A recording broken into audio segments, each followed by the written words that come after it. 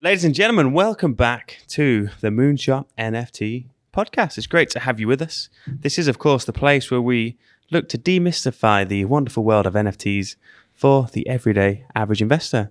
I'm your host, Elliott, joined by my wonderful co-host, Matt. Good morning, or good evening, good afternoon, whatever time you might be listening to this. How are you?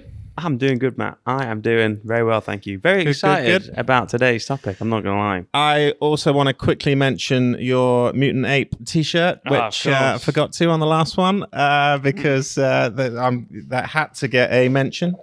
For those that are unaware why that t-shirt is, significant and has to be mentioned, is because... Elliott got to purchase this as an owner of one of the Mutant Ape Yacht Club NFTs. And absolutely. So a t-shirt which you could only buy if you held the NFTs. So it felt very fitting to adore it for this episode of the Moonshot Podcast. But we've got a very exciting episode today, Matt. Something that I think... both of us, this topic has come on our radar only somewhat recently, to be fair, but it's fair to say our interest in it has kind of had some sort of hockey stick exponential growth to really quite significant heights at the moment. And so, of course, the topic I'm referring to is generative art.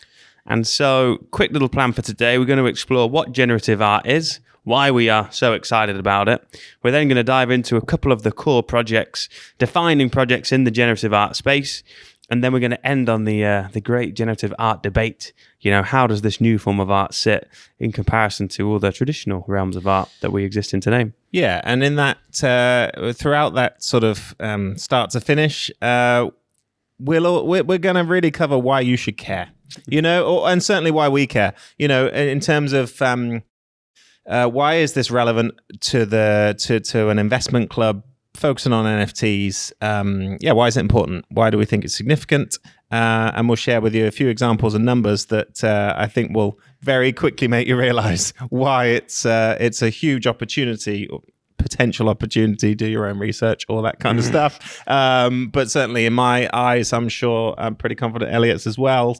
A big opportunity for investors to be aware of, right? Absolutely. Something I am personally very excited about. So, Matt, generative art.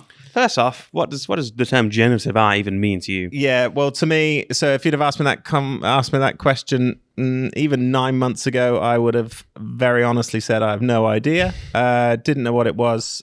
Still don't know a huge amount about it, if I'm being completely honest. But essentially, it is art, just like a painting or a sculpture or a drawing or a sketch or whatever. It is art, but it is generated by a computer, by an algorithm, as I understand it. Very much out of my comfort zone here, but it's you write a piece of code. Well, if you know how, I don't, so I don't write a piece of code, but yeah. People that know how to create it, as I understand it, write some code, and then the computer randomly generates the piece of art, the work of art. And it could be anything from a canvas or a digital canvas of lines and circles or shapes and different colors. It's a piece of art. I think you write into that code what the options are, as I understand it. And then in very simplistic terms, you press a button and it magically appears. It's generated, right? Yeah, it's very cool. And so generative art has been around for a long time, many years. It's just very recently had an explosion in interest and desire because of the mechanism of NFTs coming to the forefront.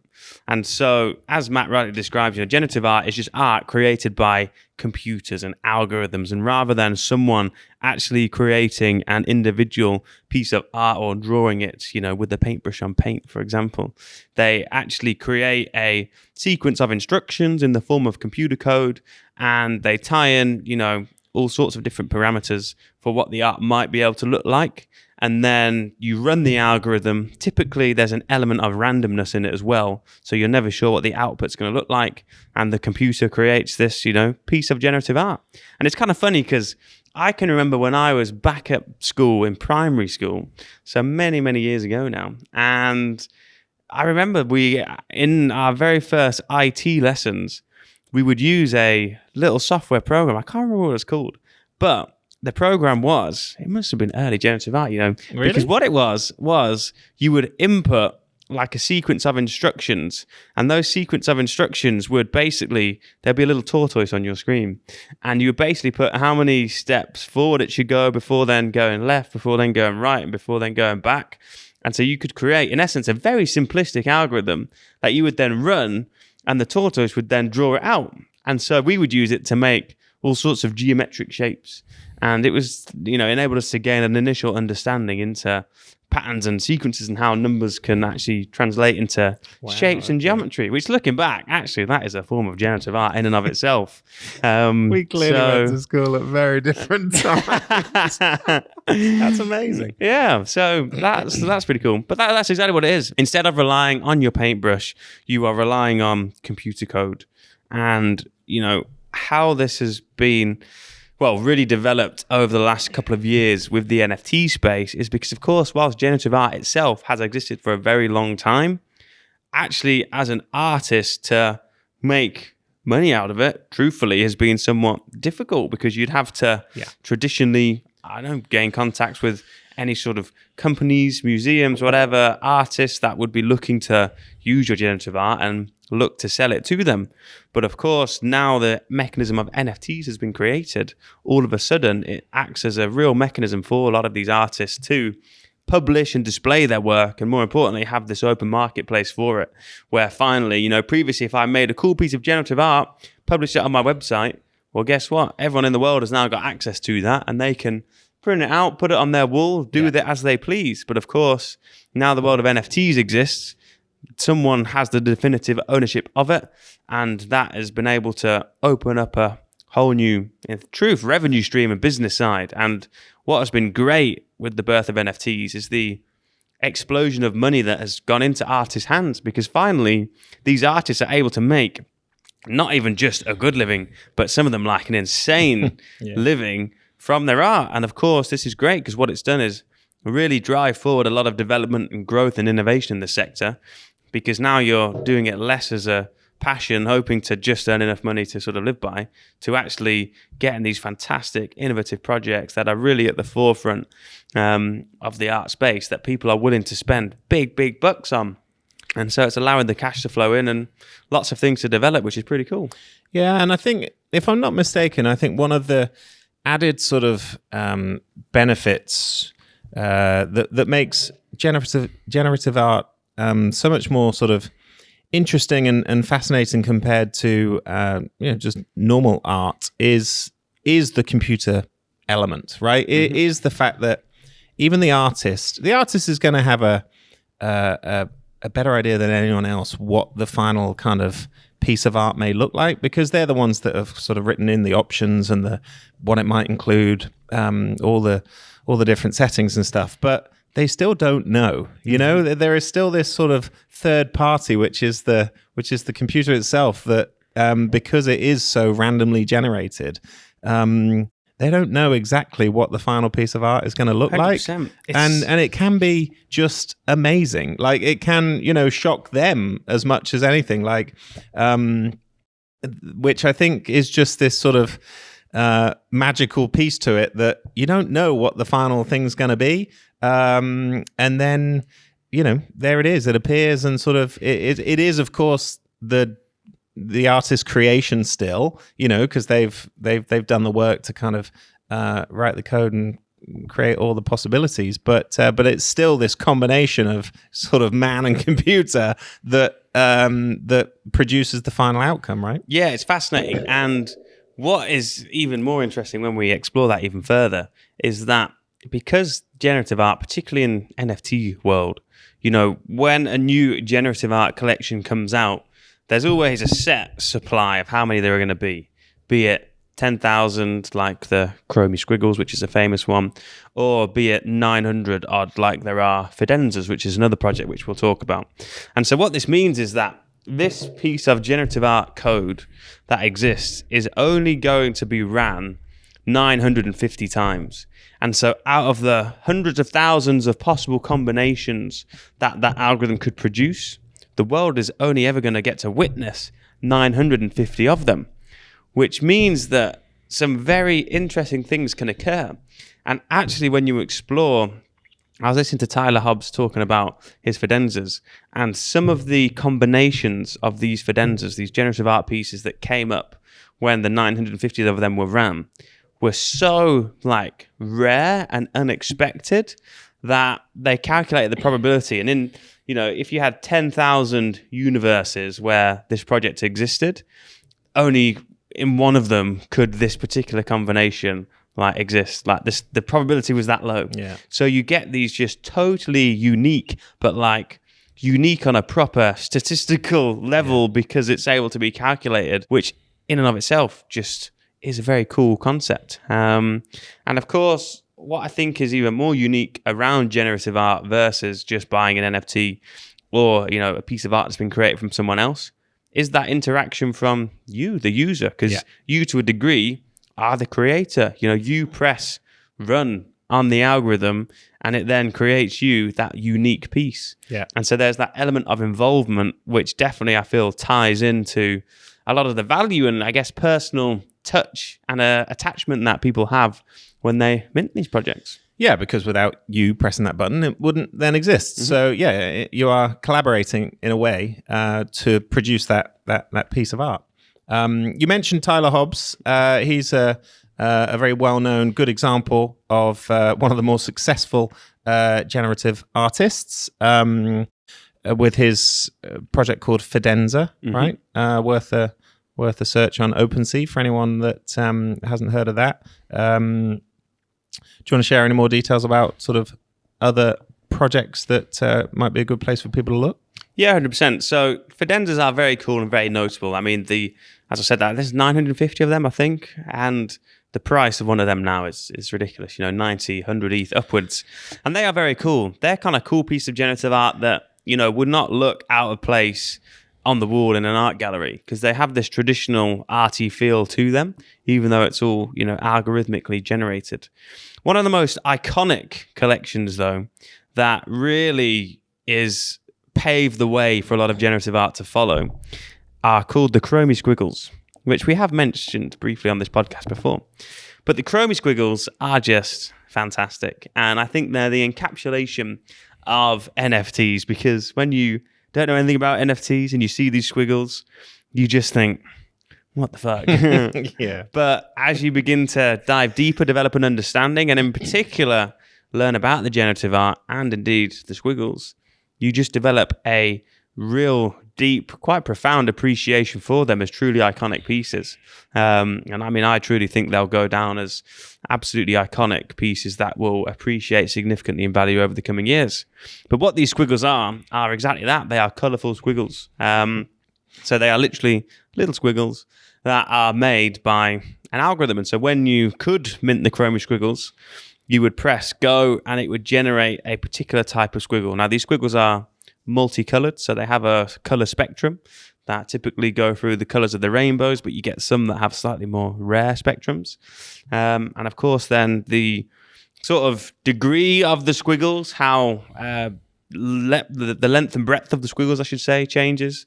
How many points in the squiggle also changes, and lots of various factors. So there's a whole. Yeah. You can dive deeper into the rarities of the squiggles and the rarities are all reflected of the different parameters that were set in the algorithm that enabled the squiggles to be created.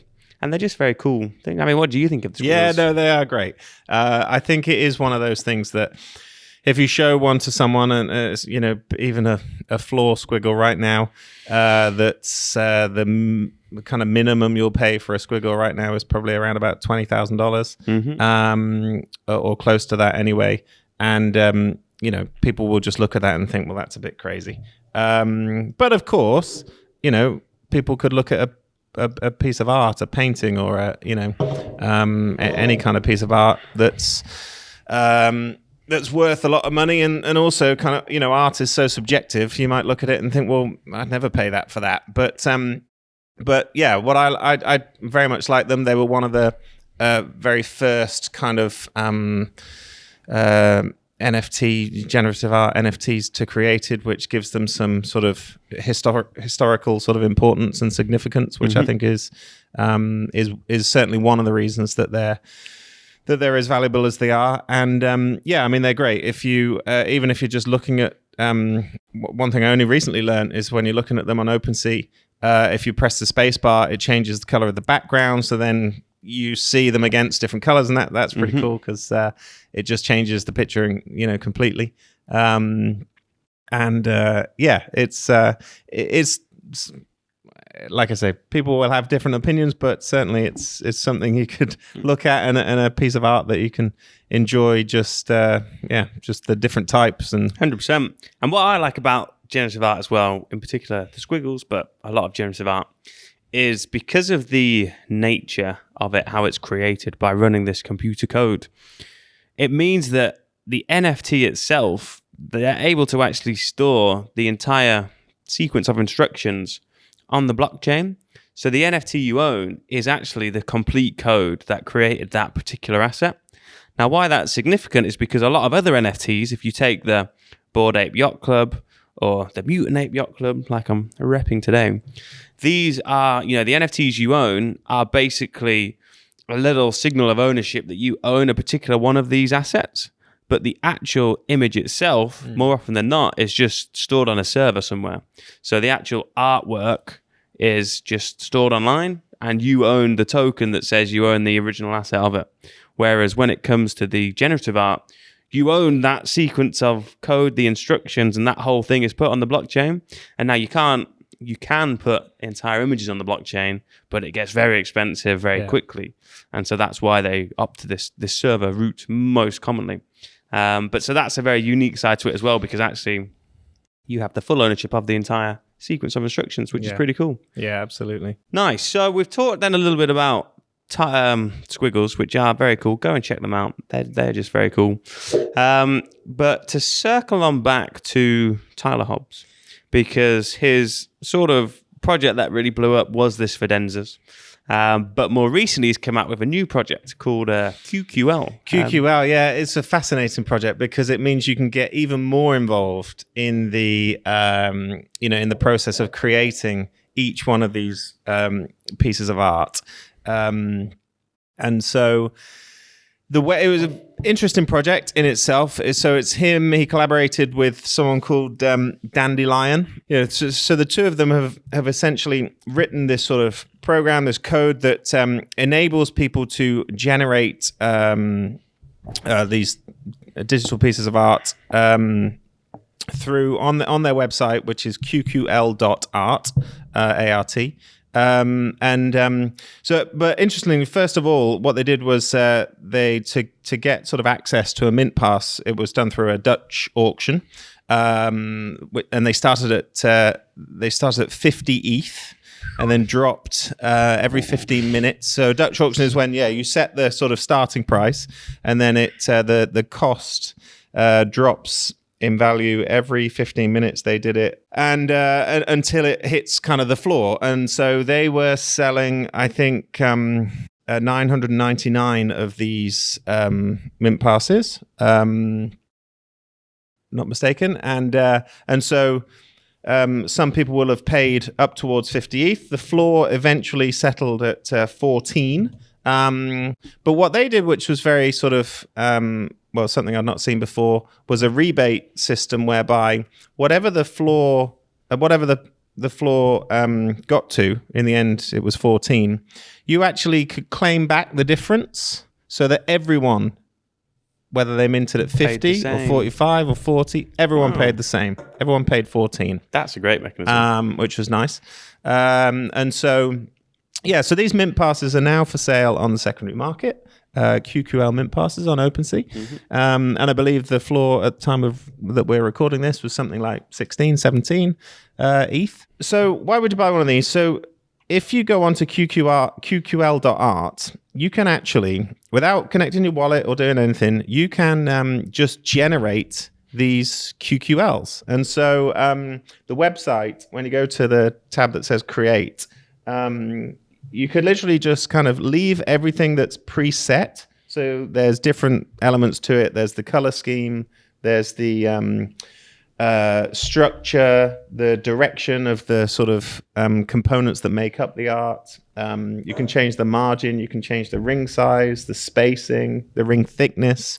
So there's all these things that you can actually influence what the final piece is going to look like. But yeah, initially you can just not change any of them, just leave them all as set to random and just hit generate art, and it will generate your or a QQL, and then you can hit generate art again and it will be completely different or similar. I mean, so it's completely random, and then you can start changing the filters. You can choose the color scheme that you want to work with. You can, like I say, you can change the margin, change the spaces, change the ring sizes. You can really, I mean, I should issue this with a sort of warning that you can lose hours to this website because it is fascinating.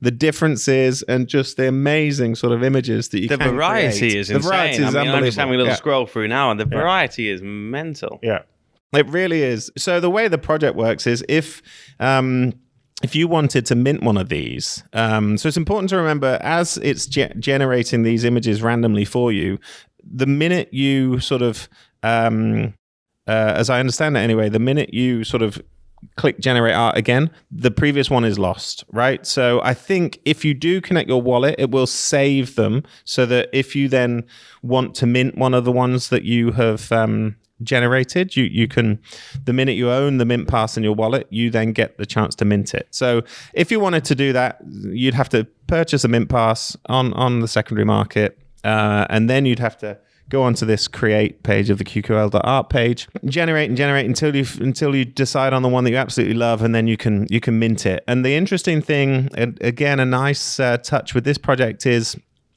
part of your wallet address is then written into the code so that you are a co-collaborator, kind of co-artist, and also if you have your own ENS domain, then that is shown as one of the traits of that piece of, so with yours, Elliott, as botters.eth, that would be one of the traits on that QQL. So if you then sold it wherever, whenever that exists in anyone's wallet in the future, your ENS domain would be written within the very cool traits of the piece of art. So there's some really nice touches to it. I mean, interestingly, not many people are buying these to immediately sell or flip or anything like that, and that's because I think it's a Tyler Hobbs and Dandelion piece. I think most people recognize the significance of those artists and are looking to hold for the long term, because as you said earlier, the floor on Tyler Hobbs's Fidenza project is in the 90s right now, and that's in this market. Like, it got up to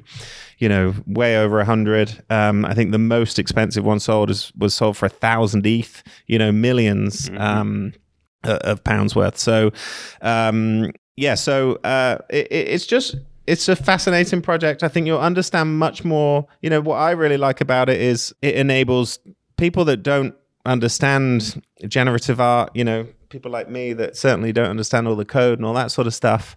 It means you can actually create your own stuff. Just go to the website, just hit generate art. It really puts you in the driving seat of, feeling like you're the person creating it, especially when you start changing around the settings and the filters and things. And it's amazing, some of the images that you can create. Some stuff that, you would very happily, I think, kind of print out and put on your wall, some amazing sort of pieces of art. Absolutely. I mean, it's very cool. And to tie in that degree of input from the creators, the minters, I think is very cool. And it's definitely pushing and I think world a bit further. Sorry, one thing I forgot as well. I think as the minter, you then also get some royalties on the secondary market. I believe you might get 2% of the royalties. Yes, I'm pretty sure. Wow. So you mint your piece, and then if you choose to sell it, and then for any future sales of that piece, you're earning a 2% royalty on as well, I believe, which is also which really does make you, one of the co-creators of that NFT. That is super cool. I mean, what a cool project. And I tell you what was very interesting. When I was listening to Dandelion, one of the co-creators of this, I was listening to them talk about why they really like generative art. And I thought this was a really interesting point. Because they said that they really like generative art because, first of all, they're very much like nature. And when you think of the earth and the absolute variety of just things that exist and how this earth has created itself, it's all been created to a degree randomly, but by the set sort of parameters in which our world operates, you know, the law of physics and all that jazz. And because of that, generative art very much is able to do a similar thing and encapsulate this sort of natural beauty. Because when we are in very nice places abroad and you're on holiday, wherever you might be, or even just in the countryside, and you just look out the window and you just think, wow, I really appreciate this totally naturally occurring beauty. And you're in that sort of awe as how has this possibly been created? Like, it's just magnificent. And it's that particular feeling I'm sure everyone listening will be able to hopefully resonate with. And generative art is to a degree able to encapsulate that because of the random nature that exists within it. And so all of these projects, the Fidenza, the Squiggles, in particular the QQL, where you have so much input, they're all created. And when they are created, they have this natural beauty that has occurred because of the randomness that exists within the mechanism, which I think is a very nice way of thinking about it and actually encapsulates a lot of the intrigue and curiosity that we feel when we look at these sorts of pieces. It is that random nature to it, that sort of who gets to decide? Is it, you know, is it the computer itself, or is it what, you know, more based on the code that they put in the first place? I mean, it's an element of all these things, I suppose, isn't it? But it, to really, really understand what we're saying, you know, go to the site and hit the button a few times. QQL.art. Because you'll see the differences. You'll see you'll fully understand what Elliott's just explained there, I think, because you'll see it with your own eyes, and you'll see some that you just think, no, not impressed with that, as you would if you looked out the window one day, you know, whereas others, you'll press the button and you'll just be like, wow, look at that. It's incredible. Exactly as you would if you looked out of a different window another day, you know, like, so it's so true. And I think what's going to be interesting as well long-term on this project is, will people hold the mint pass, or will they actually, because so the idea, as I understand it, is this website will be in place forever, you know, or certainly like 10 years plus. And so it might be that the mint passes become the most valuable thing because, yeah, depending on, you know, what is the future for Tyler Hobbs or Dandelion or, you know, this market in general. In 4.5 years' time, if you're one of the few people that own the remaining couple of hundred of these QQL mint passes, could be worth a lot. 100%. I mean, it's like in the traditional world, I mean, certainly with things like Pokemon cards, right? Because certain Pokemon cards, the packs that they come in, if they're unopened, in the long term, appreciate a lot. And a lot of collectors will hold the unopened packs because when you open them, you have a chance of getting the really super rare Charizard that might be worth millions, but the chance is very, very slim. Yeah. And the minute you open it, typically it devalues a lot. And so that's why they choose to hold the packs, the unopened packs, rather than opening them and seeing if they get the rare, which is kind of in the similar case here. The mint pass is the equivalent of the unused, unopened pack. Absolutely. And by holding that, as the popularity and awareness of the project grows over time, will that appreciate significantly higher than the actual pieces itself? Yeah, and I almost don't want to say this, but you know, unfortunately, with certainly artists in the past, you know, you could list off a group of artists that really only came to fame and significance after they died. Sadly, right? It's sadly very true. In times gone by. And so, you know, there's nothing to say that also won't be true in the future. And to think that, you know, not wishing a short life on anyone, you know, but it's inevitably something that could happen, you know, if some of these mint passes still are in play, you know, beyond Tyler's life or whatever, you know, it's just an interesting thing that in the past you couldn't create another Picasso or whatever, you know, after they died. These sorts of things you will be able to. And that's just fascinating in itself. Becomes, you know, part of that artist's sort of legacy and your journey with them. But it's just another dynamic that I think, you know, can't be ignored. because it's something that this technology allows, right? Very that true. Hasn't happened in the past. Exactly. Very, very true. So, Matt, how do we think generative art is going to fit in the whole art space? Because a lot of, the true generative art people will talk about not it replacing fine art, but it's definitely seen as the sort of evolution of it. What are your thoughts around that topic? So I don't know too much about it, so can't speak with any authority whatsoever. But I think, I've certainly listened to people talk a lot more about it over the last few months, enough to realize that that there's a lot going on here, and it is an exciting sort of arena to be in, and something that just has endless possibilities in the future. I think one of the things I heard about recently was MoMA, the Museum of Modern Art, is selling off a significant chunk of their sort of fine art collection to then invest in NFTs or digital art, which I think, again, don't know much about it, but I've heard enough people say it, that it's a significant sort of move in this direction, to signify the, importance and kind of relevance of presumably generative art is going to be in and amongst the projects that they, get involved with, which is fascinating. And I think anything to do with technology and computers is only going one way, right? Mm-hmm. So whatever it's capable of now will be capable of so much more in 2 years' time, 5 years' time, 10 years' time. So it's also a landscape that's just it's set to change. It's set to get better. It's set to just bring about stuff that people probably haven't even thought about yet. So I think it's fascinating. I think it sort of means that we're not just limited to whatever people, humans can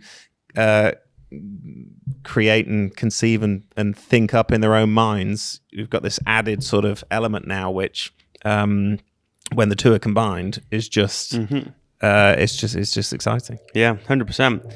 No, I share those views, and I would say it's interesting with generative art. I think it will be one of the fastest growing art subsectors over the next few years, and I think that will just continue to grow with quite a prolific pace. As you said, the digital world is becoming increasingly important, and that's only accelerating. And digital art, I think, is soon going to be just a much more commonly appreciated and used thing across the board. There's no doubt in my mind about that.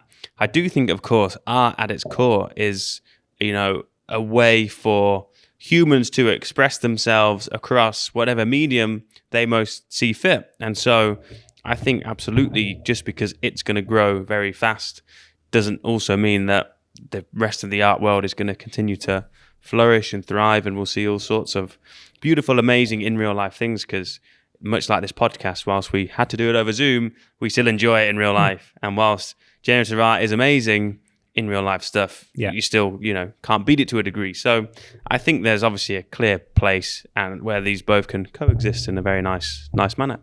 But I think it is interesting. I think the generative art is also opening up the art space to a whole bunch of typical non-artsy people. Because take you and me, for example, we were not big art people. No. And look at us banging on about how much we love these squiggles and other pieces, because we've got a newfound appreciation for it as a result of the NFT space. Yeah. And that is going to be happening on quite a big scale, less so right now because we're in this bear market where prices have tanked, and when prices go down, interest wanes. But when the next bull market, when prices start to go up, resumes, hopefully that will attract a bigger wave of eyeballs now, due to the length and breadth of the NFT collections out there and the progress that has been made just in terms of, the platforms and everything.